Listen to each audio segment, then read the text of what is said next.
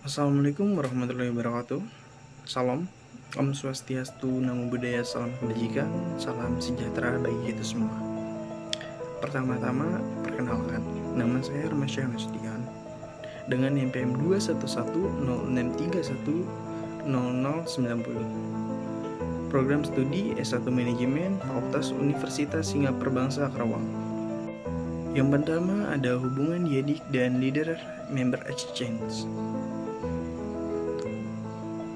Leader Member Exchange atau LMX menjelaskan proses pembuatan peran antara seorang pemimpin dan setiap bawahan dan hubungan pertumbuhannya berkembang dari waktu ke waktu.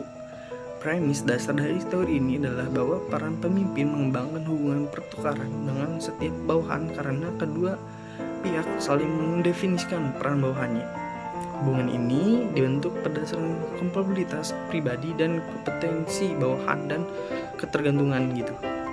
Jadi menurut teori tersebut, kebanyakan pemimpin mengembangkan hubungan pertukaran tinggi dengan sejumlah kecil bawahan terpercaya yang berfungsi sebagai asisten, letnan, atau presenter.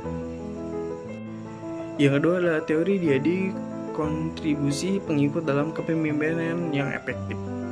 Teori diadik menentukan hubungan antara pemimpin dan pengikut dalam konteks kepemimpinan. Menurut teori ini, hubungan interpersonal antara pemimpin dan pengikut memiliki dampak signifikan terhadap efektivitas kepemimpinan. Kontribusi pengikut dalam kepemimpinan yang efektif menurut teori diadik meliputi yang pertama ada pemberian dukungan, lalu yang kedua ada komunikasi terbuka, lalu yang ketiga ada kepercayaan dan kejujuran, lalu ada yang keempat ada inisiatif dan keaktifan, lalu yang kelima ada penerimaan tujuan dan visi,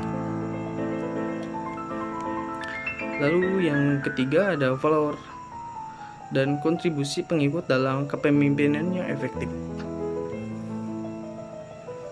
Teori ini menekankan bahwa kepemimpinan yang efektif tidak hanya tergantung pada kemampuan pemimpin, tetapi juga sangat dipengaruhi oleh perilaku kontribusi para pengikut. Salah satu teori followership yang dikembangkan oleh teori followership contribution.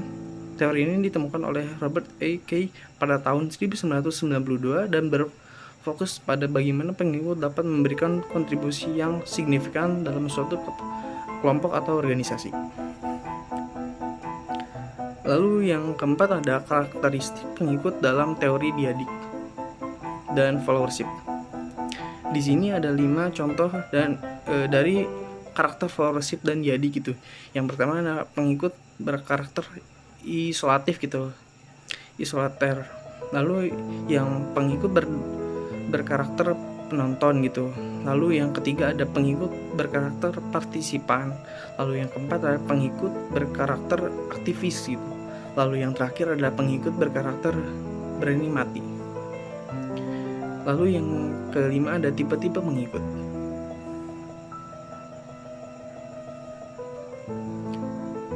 Menurut Robert A. Kay mendefinisikan pengikut menjadi 5 tipe dasar pengikut antaranya. Yang pertama ada pasif atau tipe domba. Pengikut yang kategori ini memiliki jumlah ciri pasif, tidak kritis, sangat tergantung, kurang memiliki inisiatif, tidak berkomitmen gitu, tidak antusias, tak mempunyai rasa tanggung jawab. Lalu ada konformis atau tipe serba setuju gitu di sana tuh. Tipe pengikut ini lebih bebas, lincah, dan efektif dibanding tipe yang pertama. Lalu yang ketiga ada terasing atau tipe pengikut penyendiri gitu.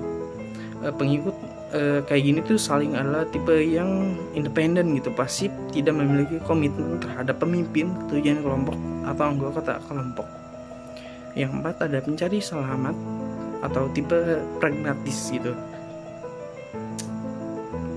Pengikut secara ini terkenal dengan dari suatu tipe atau tidak memiliki karakteristik yang jelas berdasarkan atau bergantung dan aktif atau pasif gitu. Yang terakhir ada teladan atau tipe pengikut efektif. Tipe berkaitan paling ideal dari pengikut yang memiliki pemimpinan dan tugas kepemimpinan adalah mengubah semua tipe di atas menjadi tipe terakhir ini. Di sini ada studi kasus PT Pertamina BUMN, studi kasus implementasi teori diadik di PT Pertamina.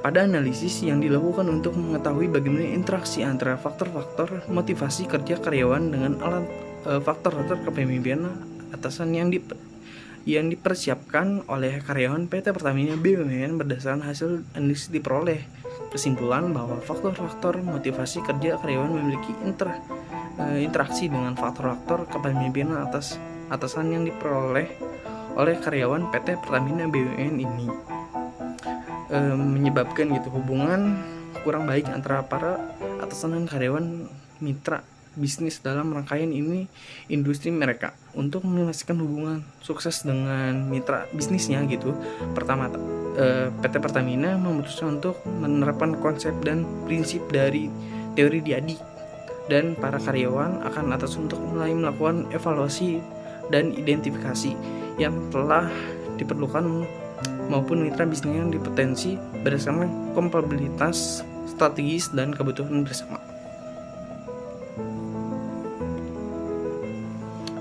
Sebelum kita akhiri, mungkin ada suatu quotes dari Bu Yangka. Janganlah takut jatuh karena yang tidak pernah memanjatlah yang tidak pernah jatuh. Jangan takut gagal karena yang tidak pernah gagal hanyalah orang-orang yang tidak pernah melangkah. Lalu ada jangan takut salah karena dengan kesalahan pertama kita dapat menambah pengetahuan untuk mencari jalan yang benar pada langkah yang kedua. Mungkin sekian pemaparan materi dari saya. Wabillahi taufiq wal hidayah. Wassalamualaikum warahmatullahi wabarakatuh. Terima kasih.